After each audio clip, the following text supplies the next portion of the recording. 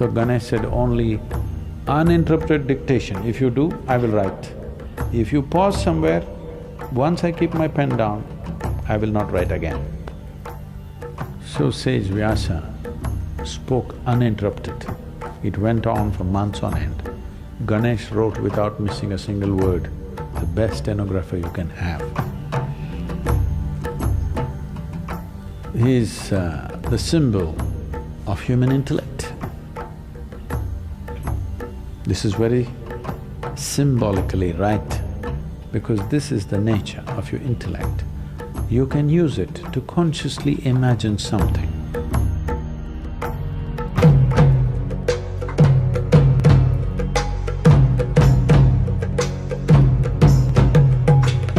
There is a festival in the months of August and September in India. It's called Ganesha Chaturthi. It is a god with an elephant face. It was not supposed to be an elephant, it was supposed to be a ghana. Somewhere one artist made a mistake and it became an elephant. It's called Ganapati, that means the chief of ghanas.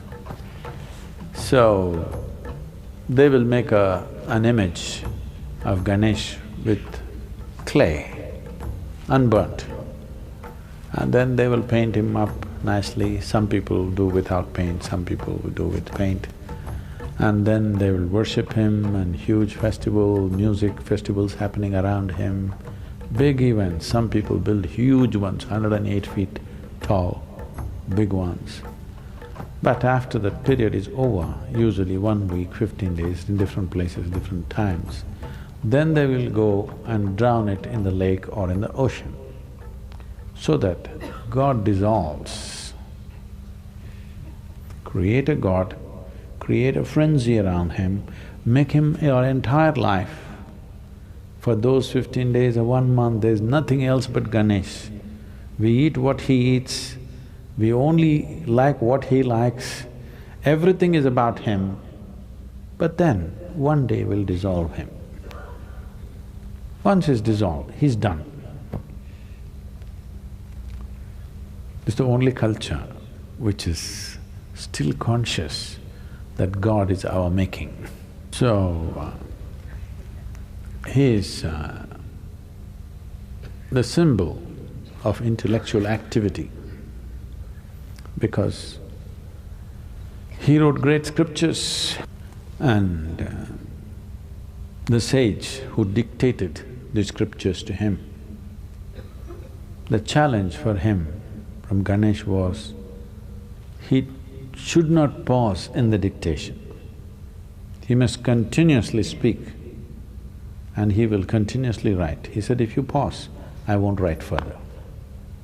It's a test for the sage, whether what he's speaking is really a fountainhead of his being, or is it something scholarly that he makes up in his head. So Ganesh said, only uninterrupted dictation, if you do, I will write. If you pause somewhere, once I keep my pen down, I will not write again. So sage Vyasa spoke uninterrupted. It went on for months on end. Ganesh wrote without missing a single word, the best stenographer you can have. He is the symbol of human intellect. This is very symbolically right, because this is the nature of your intellect. You can use it to consciously imagine something. Wonderful imagination, a man with an elephant head. An elephant head because that's the biggest head you can find on the planet. That means lots of brain. So, the symbol of human intellect, dissolving him is the symbol that if you use your intellect right, you can dissolve the world. Dissolving the activity of your intellect is no problem. Once you dissolve the world with your imagination, Switching off the imagination is not a big problem. You can obliterate the universe with your imagination. In your experience, universe will not exist if you create a powerful imagination. But then, switching off the imagination is a much simpler process. If the imagination is consciously developed, turning it off is easy. Right now, bits and pieces of imagination happening unconsciously, it looks like it's impossible to stop it. So the entire festival is symbolic of this, that we create him and you must see the festivity that happens around him. Usually he's kept in public places. In every home it'll be kept, private ones.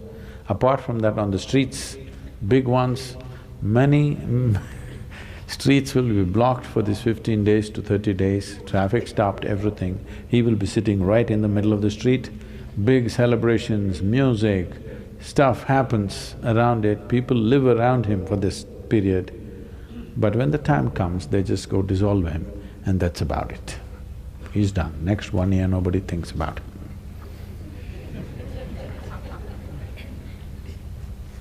If you could do this full-fledged with your imagination and your intellect, oh, this mind or this activity that we call as mind,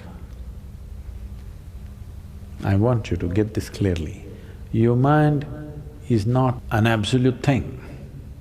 It is only a certain type of activity. No activity, no mind. Yes or no? Suppose you have no thought at all right now. Do you have a mind? Oh, I have a mind, I don't have a mind. Yes, you have, because that's a thought. If there is no thought, there is no such thing as mind because it's a certain activity. Consciousness is capable of being here without the assistance of activity. Activity does not make consciousness. Consciousness makes activity. I move the hand does not move me. It's me who moves the hand. Similarly, it's me who moves the mind. It's not the other way round, but it's become the other way round. The nature of your mind has become you, isn't it? All the freaky stuff that your mind does has become your quality, isn't it? Now, to reverse these roles is most important, because if you determine the nature of your mind, something wonderful could happen. If your mind determines the nature of who you are, it is an accident. Is it a terrible accident or not? That situations decide, but it's an accident.